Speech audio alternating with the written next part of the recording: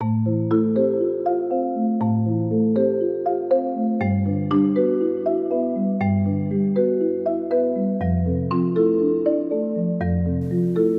amigos da Rádio Espiritismo BH. Eu sou Valdir Pedrosa e apresento o programa Estudando o Evangelho segundo o Espiritismo. Estamos trabalhando o capítulo 19, A Fé Transporta Montanhas. E no programa de hoje vamos examinar a questão da fé religiosa e a condição da fé inabalável, sempre trazendo o pensamento do codificador da doutrina espírita, o nosso querido Allan Kardec. Lembramos que, do ponto de vista religioso, a fé consiste na crença em dogmas especiais, que constituem as diferentes religiões. Todas as religiões têm seus próprios artigos de fé. Sob esse aspecto, a fé pode ser raciocinada ou cega. Vamos ver como funciona isso. A fé cega, que nada examina, aceita, sem nenhum tipo de verificação, tanto o verdadeiro como o falso. E, consequentemente, a cada passo se choca com a evidência e a razão. Levada ao excesso, a fé cega produz o fanatismo. Em assentando no erro, cedo ou tarde desmorona. Somente a fé, que se baseia na verdade, garante o futuro. Por quê? Porque essa fé não tem nada a temer do progresso das luzes, do progresso do conhecimento, uma vez que o que é verdadeiro na obscuridade, diz Kardec, também é verdadeiro na luz meridiana. Cada religião pretende ter a posse exclusiva da verdade e ficam aí numa briga danada. Preconizar alguém a fé cega sobre um ponto de crença é confessar-se, obviamente, impotente para demonstrar que está com a razão. Em O Evangelho segundo o Espiritismo, Allan Kardec se pronuncia da seguinte forma, abre aspas, diz-se vulgarmente que a fé não se prescreve, donde resulta alegar muita gente que não lhe cabe a culpa de não ter fé. Sem dúvida, a fé não se prescreve, nem o que ainda é mais certo, se impõe. Não, ela se adquire, e ninguém há que esteja impedido de possuí-la, mesmo entre os mais refratários. Falamos das verdades espirituais básicas, e não de tal ou qual crença particular. Não é à fé que compete procurá-los. A eles é que cumpre ir-lhe ao encontro, e, se a buscarem sinceramente, não deixarão de achá-la. Tende, pois, como certo que os que dizem nada de melhor desejamos do que crer, mas não o podemos, apenas de lábios o dizem, e não do íntimo, porquanto, ao dizerem isso, tapam os ouvidos. As provas, no entanto, chovem-lhes ao derredor. Por que fogem de observá-las? Da parte de uns, há descaso. Da de outros, o temor de serem forçados a mudar de hábitos. Da parte da maioria, há orgulho, negando-se a reconhecer a existência de uma força superior, porque teria de curvar-se diante dela. Em certas pessoas, a fé parece, de algum modo, inata. Uma centelha basta para desenvolvê-la. Essa facilidade de assimilar as verdades espirituais é sinal evidente de anterior progresso. Em outras pessoas, ao contrário, elas dificilmente penetram, sinal não menos evidente de naturezas retardatárias. As primeiras já creram e compreenderam, trazem ao renascerem a intuição do que souberam, estão com a educação feita. As segundas tudo têm de aprender, estão com a educação por fazer. Ela, entretanto, se fará, e se não ficar concluída nesta existência, ficará em outra. A resistência do incrédulo, devemos convir, muitas vezes provém menos dele do que da maneira por que lhe apresentam as coisas. A fé necessita de uma base que é a inteligência perfeita daquilo em que se deve crer. E para crer, não basta ver, é preciso, sobretudo, compreender. A fé cega já não é deste século, tanto assim que precisamente o dogma da fé cega é que produz hoje o maior número dos incrédulos, porque ela pretende impor-se, exigindo a abdicação de uma das mais preciosas prerrogativas do homem, o raciocínio e o livre-arbítrio. É principalmente contra essa fé que se levanta o incrédulo, e dela é que se pode, com verdade, dizer que não se prescreve. Não admitindo provas, ela deixa no espírito alguma coisa de vago, que dá nascimento à dúvida. A fé raciocinada, por se apoiar nos fatos e na lógica, nenhuma obscuridade deixa. A criatura, então, crê, porque tem certeza, e ninguém tem certeza senão porque compreendeu. Eis porque não se dobra. Fé inabalável só o é a que pode encarar de frente a razão, em todas as épocas da humanidade. A esse resultado conduz o Espiritismo, pelo que triunfa da incredulidade sempre que não encontra oposição sistemática e interessada. Fecha aspas. E tem uma nota da editora da FEB, da Federação Espírita Brasileira, datada de 1948, como uma referência à frase de Allan Kardec, quando ele diz que a fé cega já não é deste século. A nota diz assim, abre aspas, Kardec escreveu essas palavras no século XIX. Hoje, o espírito humano tornou-se ainda mais exigente. A fé cega está abandonada. Reina descrença nas igrejas que a impunham. As massas humanas vivem sem ideal, sem esperança em outra vida e tentam transformar o mundo pela violência. As lutas econômicas engendraram as mais exóticas doutrinas de ação e reação. 2 guerras mundiais assolaram o planeta, numa ânsia furiosa de predomínio econômico.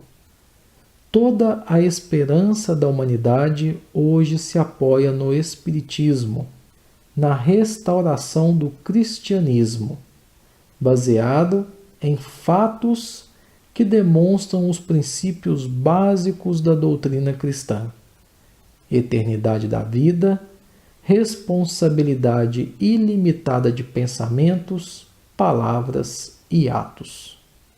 Sem a terceira revelação, o mundo estaria irremediavelmente perdido pelo choque das mais desencontradas ideologias materialistas e violentistas. Fecha aspas.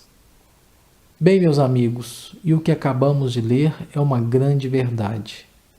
Se, na segunda metade do século XIX, Allan Kardec já dizia que a fé cega não era para aquela época, imaginem vocês hoje, em pleno século XXI. O homem, ele quer acreditar, mas ele quer acreditar em algo que tenha base, em algo que ele possa comprovar pelo raciocínio, pela razão, pela lógica, pelo bom senso. A fé cega já não é mais para agora. Hoje é preciso desenvolver a fé raciocinada. E quanto a isso, é bom voltarmos um pouquinho no que dissemos no programa anterior, lembrando que Allan Kardec define a fé como sendo uma força de vontade direcionada para um certo objetivo, ou seja, seria a vontade de querer. E esta força pode ser aplicada em dois campos distintos, o material e o espiritual, conforme o objetivo proposto. No campo material, Allan Kardec define a fé como humana quando ela é usada para conseguir objetivos materiais e intelectuais, como, por exemplo, a construção de uma empresa, a melhoria profissional buscando novos horizontes de atuação. Todos nós temos que ter esta fé, que é a crença em nossa própria capacidade de realizar uma tarefa material. Mas ela deve ser aliada à humildade e à razão, para não se transformar em presunção, em orgulho, sentimento este que nos traz ilusões sobre a nossa personalidade.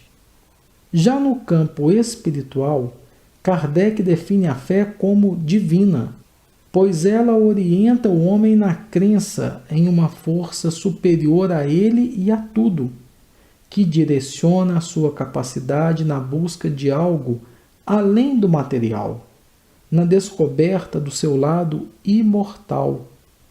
É a religiosidade, a espiritualidade, agregando a caridade, a fraternidade e a melhoria interior. Esta fé, aliada à fé humana, espiritualiza os objetivos desta última e direciona esta força material para a satisfação da coletividade e não mais só da individualidade. Allan Kardec disse que a fé necessita de uma base, e essa base não poderia ser outra coisa senão a perfeita compreensão daquilo em que devemos crer. Para crer, diz o codificador, não basta ver, é necessário, sobretudo, compreender. Esta é a fé raciocinada, e ela veio aliar a esse sentimento de crença e vontade de querer uma qualidade própria do nosso tempo, que é a razão.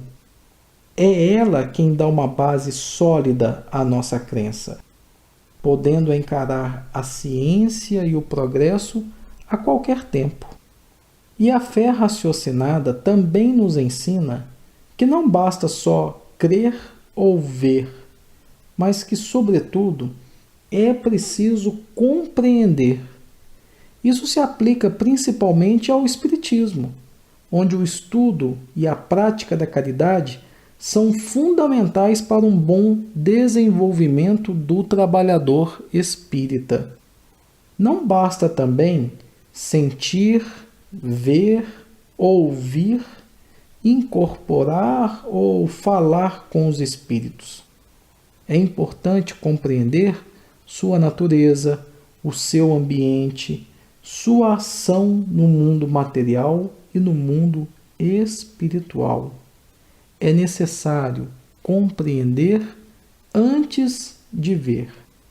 É importante ressaltarmos o perigo da fé cega, essa que acredita sem compreender, sem questionar, porque ela é a gênese, é a origem do fanatismo religioso que causou e ainda causa tanto mal para toda a humanidade.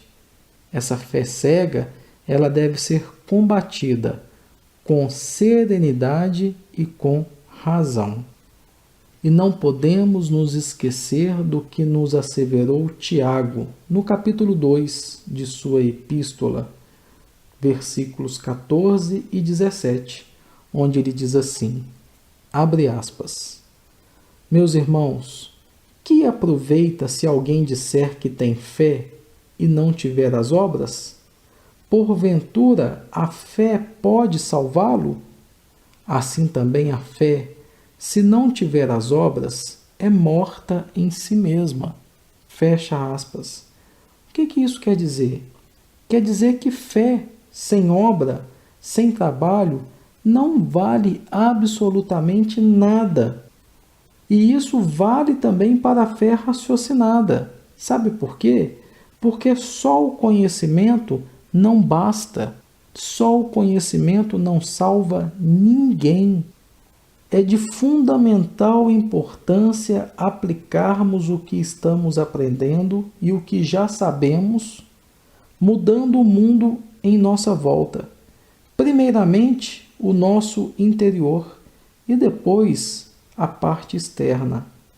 Não adianta absolutamente nada lermos toda a Bíblia, todas as obras da codificação, todas as obras complementares e subsidiárias da doutrina espírita, se todo este cabedal de ensinamentos, de conhecimentos, não mudar o nosso espírito para melhor, transformando em obras materiais e espirituais o que aprendemos. O importante é o benefício que podemos fazer ao próximo, que, aliás, com toda certeza, sempre será revertido para nós mesmos.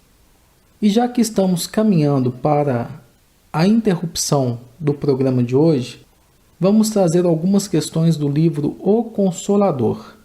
Questões estas respondidas por Emmanuel através da mediunidade de Chico Xavier. Questão 354. Poder-se-á definir o que é ter fé? E Emmanuel respondeu assim: ter fé é guardar no coração a luminosa certeza em Deus, certeza que ultrapassou o âmbito da crença religiosa, fazendo o coração repousar numa energia constante de realização divina da personalidade. Conseguir a fé é alcançar a possibilidade de não mais dizer eu creio, mas afirmar eu sei, com todos os valores da razão tocados pela luz do sentimento.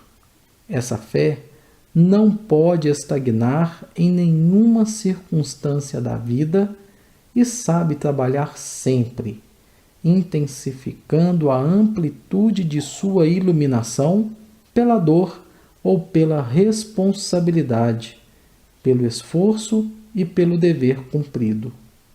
Traduzindo a certeza na assistência de Deus, ela exprime a confiança que sabe enfrentar todas as lutas e problemas com a luz divina no coração, e significa a humildade redentora que edifica no íntimo do espírito a disposição sincera do discípulo relativamente ao faça-se no escravo a vontade do Senhor. Questão 355. Será fé acreditar sem raciocínio? E o mentor espiritual respondeu da seguinte forma: acreditar é uma expressão de crença, dentro da qual os legítimos valores da fé se encontram embrionários. O ato de crer em alguma coisa demanda a necessidade do sentimento e do raciocínio, para que a alma edifique a fé em si mesma. Admitir as afirmativas mais estranhas, sem um exame minucioso, é caminhar para o desfiladeiro do absurdo, onde os fantasmas dogmáticos conduzem as criaturas a todos os despautérios. Mas também interferir nos problemas essenciais da vida, sem que a razão esteja iluminada pelo sentimento, é buscar o mesmo declive onde os fantasmas impiedosos da negação conduzem as almas a muitos crimes. Na questão 356, a dúvida raciocinada no coração sincero é uma base para a fé? E Emmanuel respondeu dizendo que toda dúvida que se manifesta na alma cheia de boa vontade, que não se precipita em definições a priorísticas dentro de sua sinceridade, ou que não busca a malícia para contribuir em suas cogitações, é um elemento benéfico para a alma, na marcha da inteligência e do coração rumo à luz sublimada da fé. E após lermos essas questões e respostas do livro Consolador, voltamos um pouco ao pensamento de Tiago, de que a fé, se não tiver obras, ela é morta em si mesma. Vamos fazer um exercício de imaginação e visualizar o mundo transformado num templo vasto, respeitável sem dúvida, mas plenamente superlotado de criaturas em uma perene adoração ao céu. Por dentro, a fé reinando sublime, orações primorosas, discursos admiráveis, louvores, cânticos, isso por dentro. Mas por fora, nos deparamos com um trabalho totalmente esquecido. Campos ao desamparo, enxadas ao abandono, lareiras em cinza. E aí perguntamos, de que teria valido a exaltação exclusiva da fé, senão para estender a morte no mundo que o Senhor nos confiou para a glória da vida? Por isso, não podemos crer em comunhão com Deus, com a divina majestade, simplesmente porque nos façamos cuidadoso no culto externo da religião que professamos. Conhecimento nobre, meus irmãos, exige atividade nobre. Com grandes conhecimentos vem grandes responsabilidades. Elevação espiritual é também dever de servir ao Eterno Pai na pessoa dos nossos semelhantes. Deus auxilia o homem através do próprio homem. É por isso que fé e obras se completam no sistema de nossas relações com a vida superior. É prece e trabalho, é santuário e oficina, é cultura e caridade, ideal e realização. Nesse sentido, Jesus Cristo é, sem sombra de dúvida, o nosso exemplo indiscutível. Não se limitou o Senhor à simples glorificação de Deus nos passos divinos, quanto à edificação dos homens. Por amor infinitamente a Deus, na sublime tarefa que lhe foi cometida, o Cristo desceu à esfera dos homens e entregou-se à obra do amor infatigável, levantando-nos da sombra terrestre para a luz espiritual. Então Jesus, demonstrando imensa fé em Deus, fez esse trabalho essa obra enorme de ter vindo aqui, guardadas as devidas proporções, nós, que temos também a nossa fé, precisamos transformá-la em obras, em trabalho, para que ela dê frutos que possam ser utilizados em benefício dos nossos semelhantes e também em benefício de nós próprios.